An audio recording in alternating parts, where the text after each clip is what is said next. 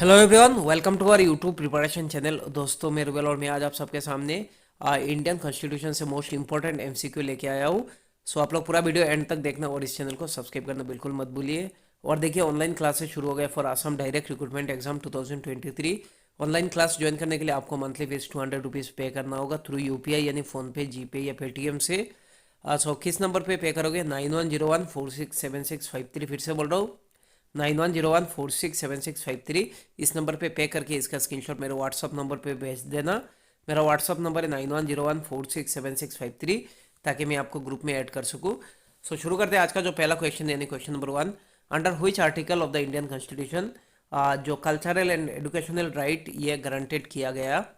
Cultural and educational right, इसका जो right answer होगा वो है ऑप्शन सी, यानी आर्टिकल 29 एंड 30। ये याद रखना, फंडामेंटल राइट। सो फंडामेंटल राइट कितना है? 6 फंडामेंटल राइट है, ये भी याद रखना। Question number 2, which of the following is not specifically mentioned in the article 19 of the Indian Constitution? So article 19 पे कौन सा मतलब स्पेसिफिकली मेंशन नहीं है? इसका जो राइट आंसर होगा वो है ऑप्शन डी, यानी फ्रीडम ऑफ द प्रेस। बाकी सब है, जैसे freedom of speech and expression, freedom to assemble peacefully without harm, freedom to move freely, ये भी है, याद रखना। Question number 3, right to constitutional remedies, ये comes under fundamental right, legal right, constitutional right या नेचुरल राइट? इसका जो right answer होगा वो है ऑप्शन ए, यानी फंडामेंटल राइट। ये आर्टिकल 32 पे मेंशन है, ये भी याद रखना।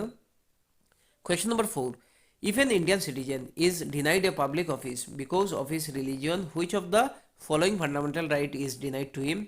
अगर कोई भी इंडियन सिटीजन को डिनाई करते हैं public office because of his religion, उसके रिलीजन की वजह से, सो ये कह सकते हैं वायोलेशन ऑफ कौन से राइट का? Option A right to freedom, option B right to equality, option C right to freedom of religion, option D right against exploitation. इसका जो राइट आंसर होगा वो है ऑप्शन बी, यानी right to equality. Question number 5, fundamental freedom under article 19 are suspended during emergency cause by, जो fundamental right है under article 19, so ये suspend हो जाता है इमरजेंसी की वजह से, किस लिए? इसका जो राइट आंसर होगा वो है ऑप्शन ए, यानी वार और एक्सटर्नल एग्रेशन की वजह से, याद रखना। Question number 6, the theory of fundamental right implies, जो थियोरी है फंडामेंटल राइट का वो इम्प्लाइज होता है, इसका राइट आंसर होगा लिमिटेड गवर्नमेंट, इसलिए मतलब ये यूज किया जाता है। Question number 7, prohibition of the discrimination on the ground of religion etcetera, जैसे article 15 of the Indian constitution is a fundamental right classified under, so ये क्लासिफाई है ऑप्शन डी, यानी right to equality.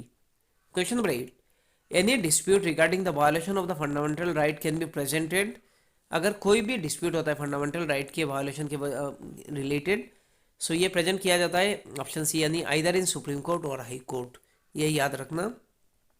Question number 9, which of the following is और are included in the DPSP, यानी directive principle of state policy? इसमें जो right answer होगा वो है ऑप्शन बी, यानी ओनली 2। देखो, prohibition of consumption except medicinal purpose of intoxicating drinks of other drugs which are injurious to health.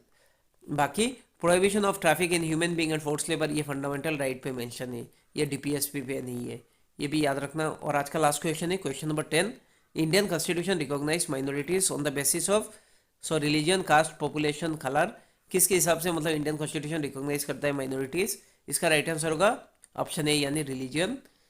आज के लिए इतना ही, थैंक यू सो मच। आप लोग इस वीडियो को ज़्यादा से ज़्यादा शेयर करना और ऑनलाइन क्लास ज्वाइन कर लेना। Thank you.